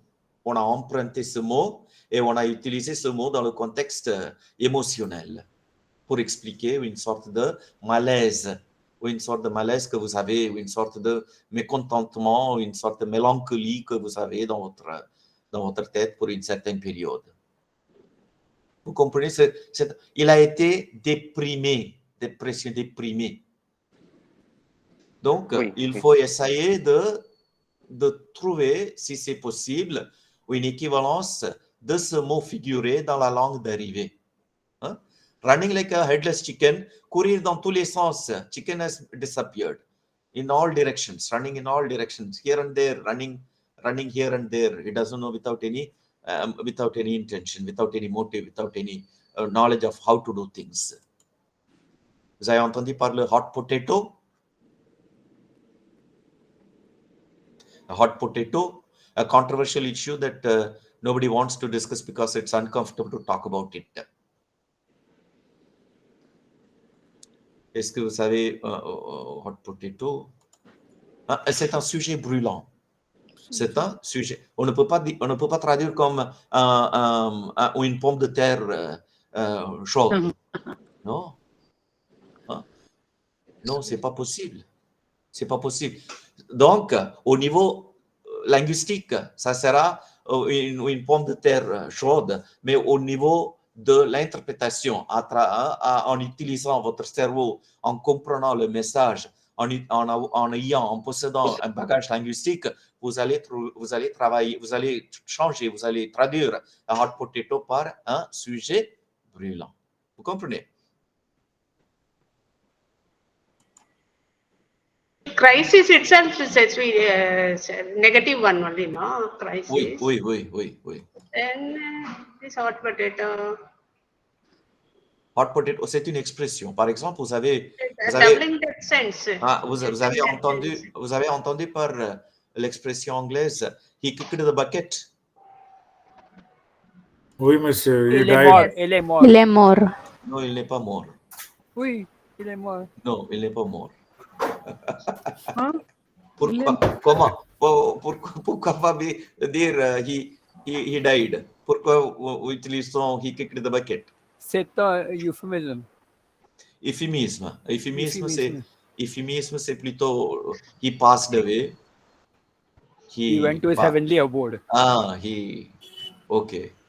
Mais kicked the bucket, il faut essayer de trouver la racine. La racine. Kicked the bucket, c'est une expression figurée, par exemple, pour dire il s'est suicidé. Comment il s'est mort? Il est mort, il s'est suicidé. Il s'est suicidé by suicide. He passed away because he committed suicide. Why? Because in England, it's an expression which has come from England. What they do, they go to the bathroom, they try to hang themselves, and they try to kick the bucket. Kick the bucket, and it is coming from there. He kicked the bucket, he committed suicide. It is not dying. Excellent, sir. So you have to go to that level. It is not dying. So you have to understand it's not dying, but it is committing suicide. Le mot technique et le mot usuel, ça nous avons vu même hier. Par exemple, vous avez beaucoup de mots que l'on utilise dans le contexte de business. Business, hier, nous avons vu le sens du mot action, bien, etc., etc. Le mot technique signifie les mots qui se rapportent au savoir-faire et aux connaissances spécifiques. Le mot technique dans le contexte spécifique, avec une connaissance spécifique. Les mots sont les mêmes partout. Les mots sont les mêmes partout, mais on utilise les mots selon le contexte. Les mots prennent un sens technique dans un contexte technique. The words will take a technical meaning in a technical context. The words are the same. The words are the same. throughout the world. The words exist, but the words get a technical meaning in a technical context if you are using in a specific context. Les mots qui se rapportent au savoir-faire et aux connaissances spécifiques ou les spécificités d'un secteur ou d'une industrie. Hein? N'importe quel mot, starter, for example. Starter, it can be dans le contexte économique. Starter, it can be is first time he is starting a business, or a starter may be a switch in some other place, or some other plug in some other place. It can be anything, or a fire in a furnace. You are giving a first fire. So starter, the word, it's a starter. It is a word which can be used in any context, but it takes the technical meaning according to the specific technical context where it has been used. Hotel they give starter, no? Starter also it is there in the hotel context. And the meaning that you give in the gastronomy context is not universal. You cannot universalize it. So that word takes the meaning only there. It takes a different meaning in a different context. C'est ça le mot technique. Mots usuels, ce sont les mots que l'on utilise. Les mots techniques coexistent avec les mots usuels. Les mots usuels sont des mots utilisés dans une langue donnée du quotidien. The words which is having an ordinary meaning. Technical words will have a technical meaning. The ordinary words will be used in a technical context according to the technical need, and it takes a specific meaning. Ça va? French names should be translated. French names. For example, if you take Jacques in France, they call that person is called by Jacques, whereas in other countries, James. Non, merci madame. Comment traduisez-vous monsieur Pierre? Pardon, monsieur? Monsieur Pierre. Peter. Peter. Or can we translate him by Stone, Mr. Stone? Pierre Stone, yeah. Ça dépend, hein? Ça dépend. Because you have to understand. Williams. John, and Jean d'Arc. We say it as Joan of Arc. Joan of Arc. In different ways, the names are changing in other countries, no? But what if we have Indian names? Then what you will do? No, the problem is it's not always possible to translate. Nowadays, nobody keeps these names. Nowadays, Leia, for example, Sophie. Comment traduire Sophie? Sophie, c'est Sophie. Partout, c'est Sophie. Leia, Naomi. Ce sont des... Monsieur, comme vous avez Rachel et Rachel. Oui. Il existe des similarités dans les deux contextes. En anglais, vous avez ces noms propres. En français aussi, ces noms existent. Mais peut-être ce sont des noms bibliques. Ça va? Ce sont des noms bibliques peut-être qui se trouvent dans la langue anglaise aussi et dans la langue française. Donc, on est en train d'établir une sorte d'équivalence entre les mots. Ce n'est pas toujours nécessaire. On a traduit, comme vous savez, Shakespeare en tamoul, on a traduit comme Saga Prière. Saga Prière, c'est quelqu'un qui aime l'autrui. Ce n'est pas la bonne traduction, ce n'est pas possible de traduire. Au lieu de traduire les noms propres, vous pouvez retenir les mêmes mots, hein? Les mêmes noms propres. Vous pouvez retenir. Hein? Ça ne créera pas aucun problème. Sens propre, hein? Sens figuré. Selon les théories, le sens existe au plusieurs plans, comme nous avons déjà vu, le sens structural et le sens global. Ça, nous avons déjà traité. Sens structural et le sens global. Sens structural selon la structure linguistique. Sens global, c'est le sens que l'on donne selon le contexte. Dans une autre façon, les types de sens peuvent être divisés encore en deux, le sens propre et le sens figuré. Ça, vous savez. Hein? Le sens propre, it is the ordinary meaning, and figurative meaning that we give.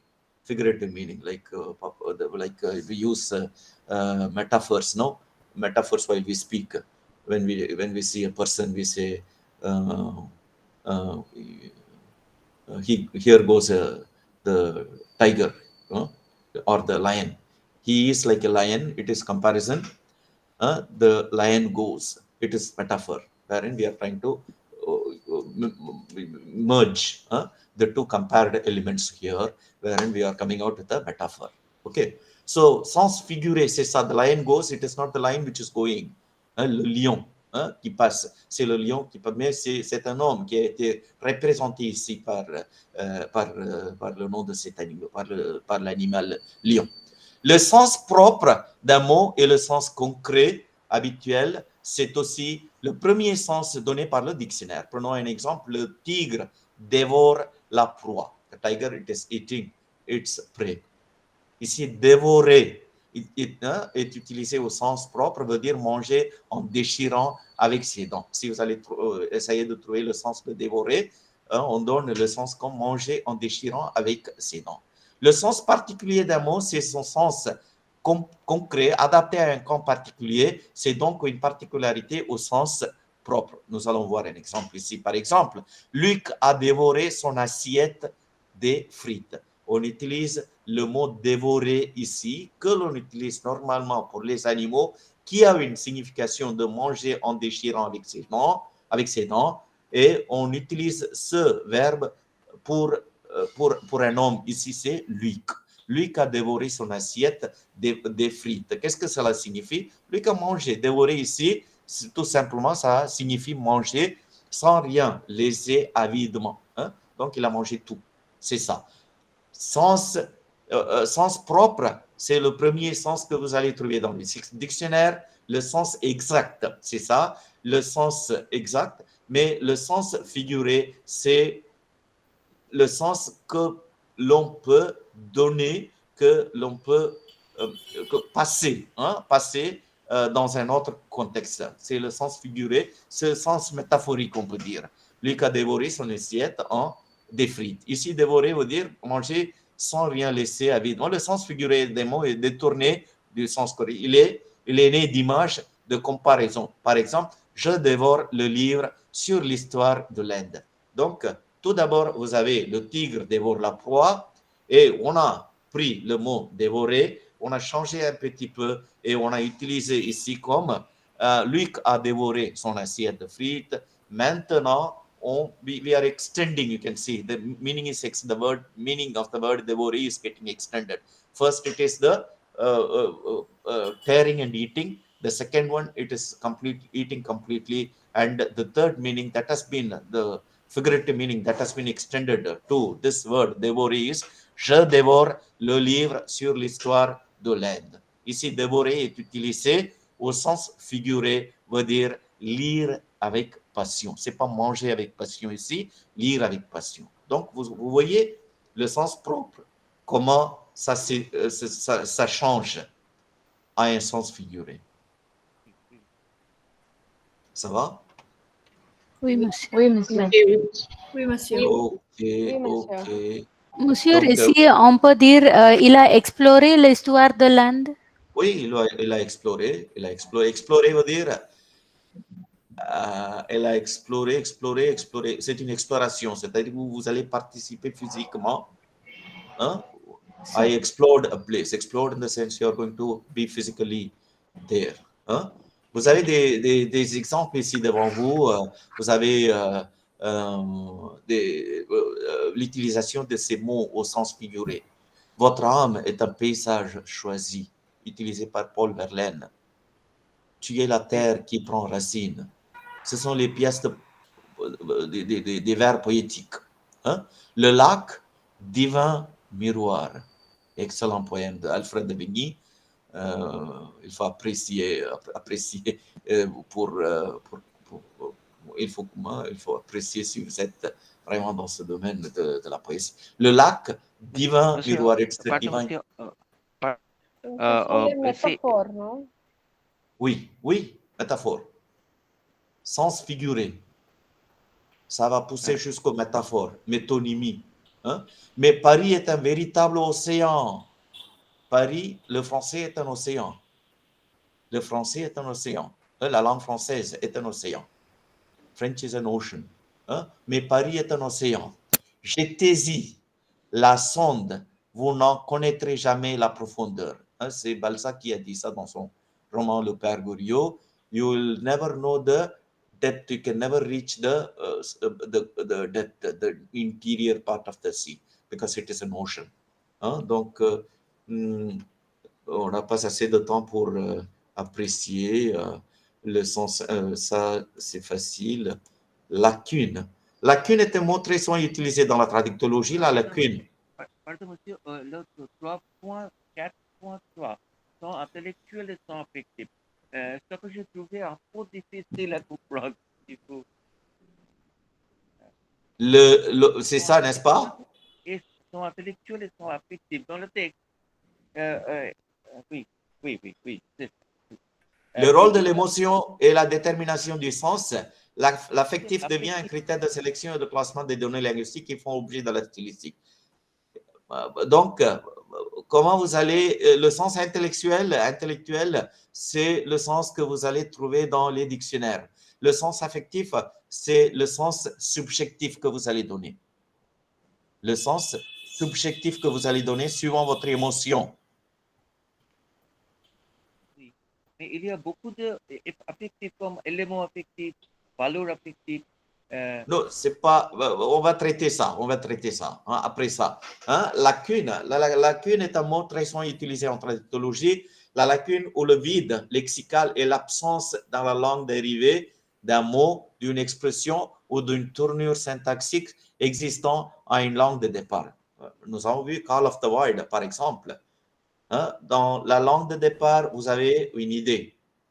Dans la langue dérivée, vous ne pouvez pas trouver une équivalence dans la langue d'arrivée. C'est ça qu'on appelle les lacunes. Lacune est le vide lexical. We don't have words to explain. We don't have the words to explain that concept. The words will be there in langue de départ, but it won't be there in langue d'arrivée. There is a void, the space, empty space which is there in the dictionary. So that's why in dictionaries they keep on including words in their dictionaries. So new words they come into and old words they disappear once it is not in use. Il y a des différentes raisons pour cet écart. Écart est la distance, l'absence de correspondance directe d'une langue à l'autre. So the Indian languages it is having its own meaning, and the European languages it will be having a different. They have sometimes it has not been possible for the European languages to express certain concepts which are there in the Indian languages. Le manque, c'est la manque. Lacune, c'est la manque. C'est l'écart, c'est le vide lexical.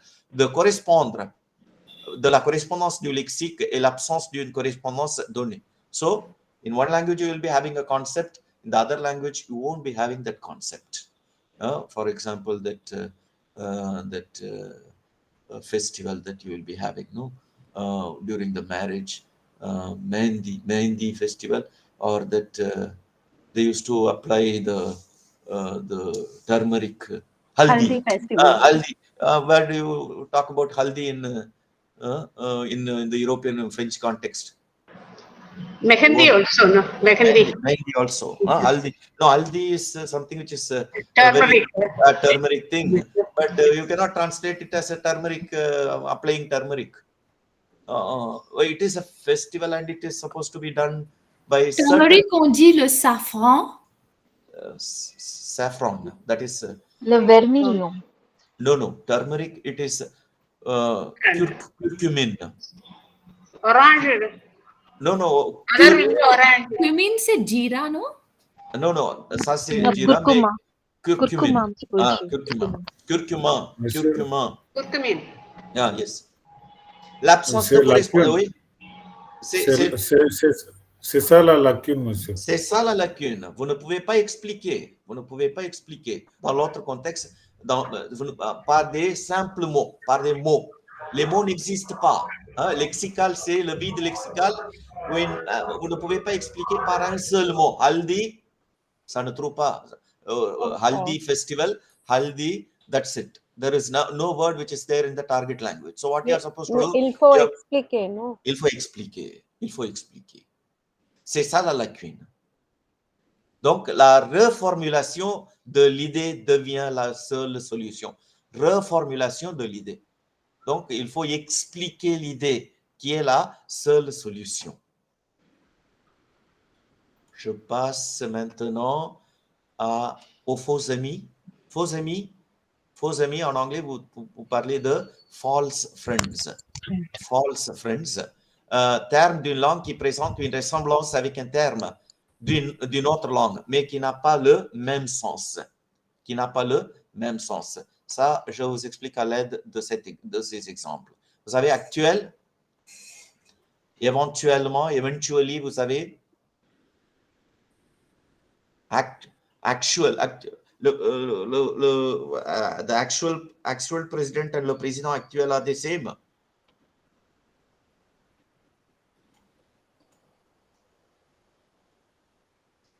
To complete, vous avez complété, vous avez le mot compléter. Complete and compléter ne possèdent pas le même sens. Monsieur, attendre. Attendre, to attend, non. C'est ça le faux, c'est ça les exemples. Ce sont les exemples pour les faux amis. Content, content.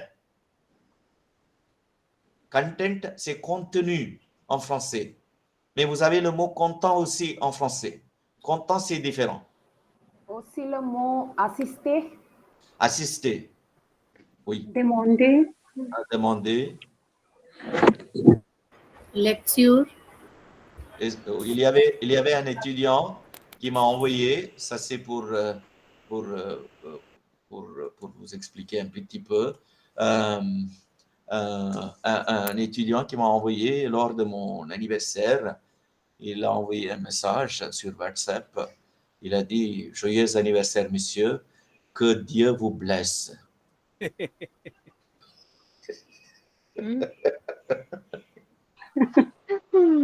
Que Dieu vous blesse. Penny. Quel est le problème? Faux amis. The blessing is to hurt. Faux amis, c'est ça. Ah. Que Dieu vous blesse. God bless you. Bless. Il a compris que bless, c'est blesser. God hurt you. Ah. On a mélangé deux langues. C'est ça le faux ami. Hein? Donc, la ressemblance morphologique existe. Ressemblance morphologique. The morphological similarity will be there. Morphological similarity. Morphology, I think you might be knowing. Morphology is the structure, the appearance of the word, the outer structure, outer appearance. Does he mean that God should hurt you? Oh, c'est la profession du professeur, donc il faut apprécier. Il faut, hein? Faux amis, vous avez plusieurs faux amis complets, faux amis partiels, faux amis morphosyntaxiques, faux amis de structure, faux amis d'aspect stylistique.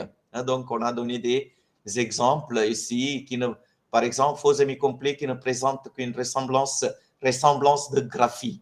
Ressemblance de graphie, c'est ça, morphologie.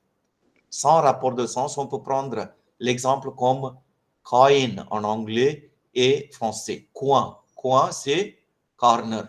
Coin, c'est coin that we have.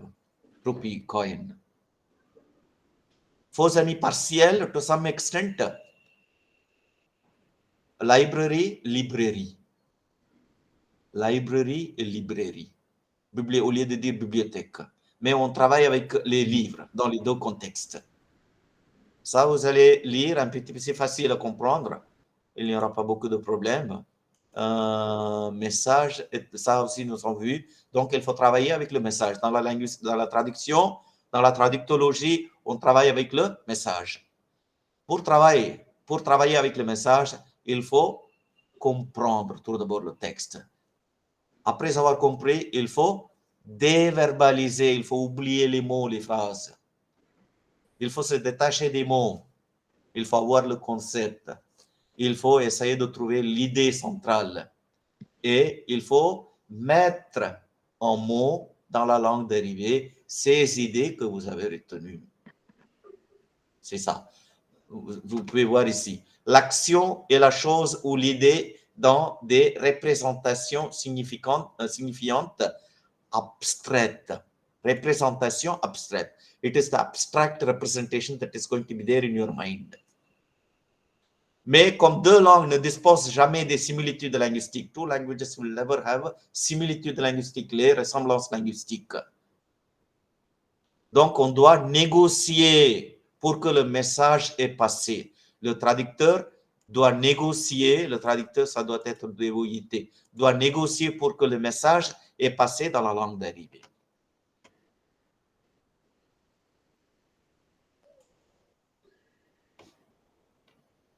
Est-ce que quelqu'un peut lire I didn't marry her because she was rich?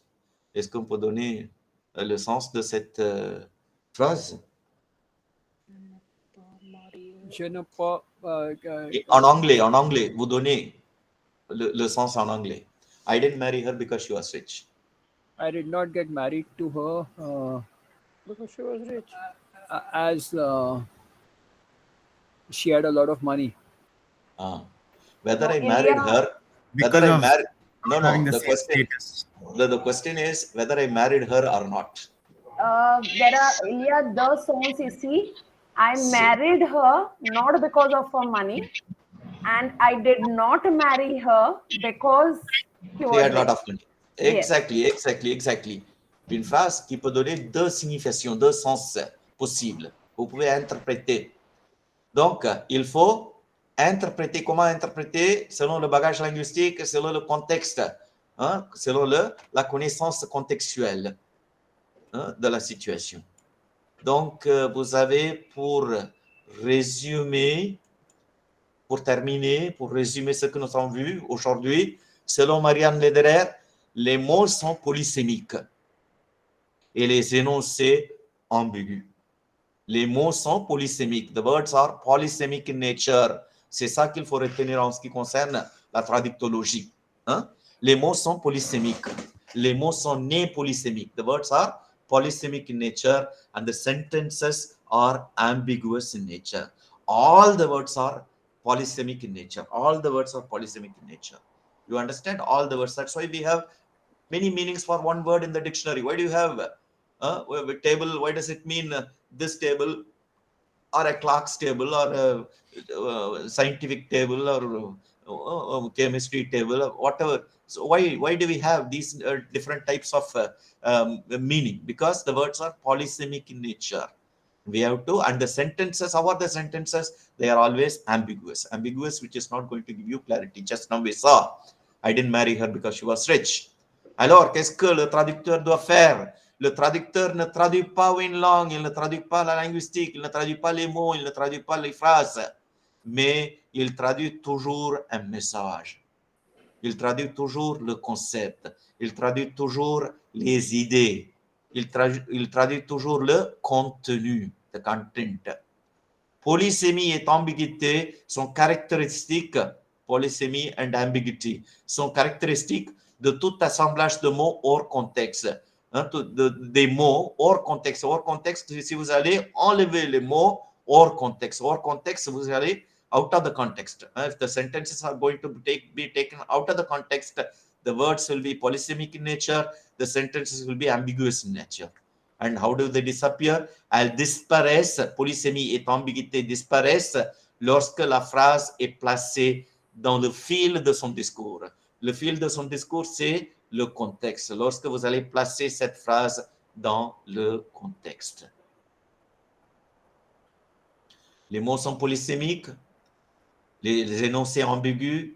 Notre ambition, notre but est de traduire pas les mots, pas les phrases, pas les structures syntaxiques, mais notre ambition, notre but est de traduire le message. On s'occupe avec le message dans la traduction, selon Marianne Lederer. Ça va? Oui, monsieur. C'est ça c'est pour terminer. Ces deux sessions, c'est ça Marianne Lederer a dit dans l'unité 1 et dans l'unité 3 aussi, c'est la même chose, la continuation de l'unité, la première unité. Donc, nous avons vu comment négocier avec le sens, comment trouver le sens en négociant. Monsieur, ce qui est important, unité 1 et 3, ça veut dire le sens. C'est ça, c'est ça. On travaille avec le sens, c'est tout. Dans les deux unités. Maintenant, il faut écrire le sens environ 200 à 250 mots. Oui. Alors, merci pour votre écoute et votre soutien et votre participation. Peut-être on va se rencontrer après. Merci beaucoup, monsieur. Merci beaucoup. Merci. Grand merci. Merci beaucoup, monsieur. Merci beaucoup, monsieur. Merci beaucoup. Je pense que Merci beaucoup, monsieur. I think that I've done justice to these two units. Yes, And if you yes. feel Monsieur? that there are certain, yes. Please share the PDF, so it's a humble request. I'll send it to madam.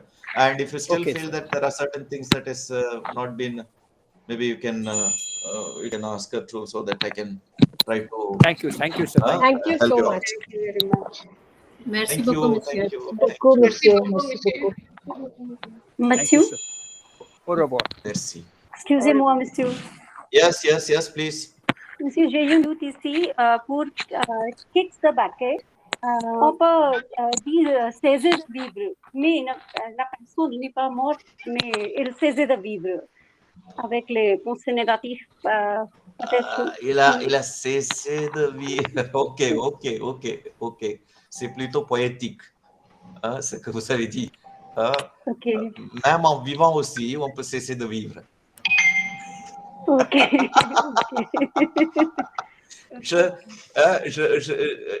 They say I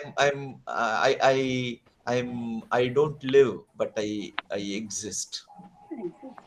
I don't live, but I exist. I'm still alive, they say. No, once you are having certain issues, they say, I'm alive, that is it. I'm not living, I'm not leading a happy life. Merci. Okay. Invisible. Vous avez bien expliqué toutes les choses. Thank you. It's Merci just a sharing of beaucoup, my. Merci beaucoup, monsieur. Thank you. Merci beaucoup, monsieur. Thank you. Merci beaucoup, monsieur. Thank you. Bernard. Monsieur. Bye, Bernard. Oui. Merci beaucoup. On se connaît déjà. Hein? Merci, monsieur. Au revoir. Au revoir.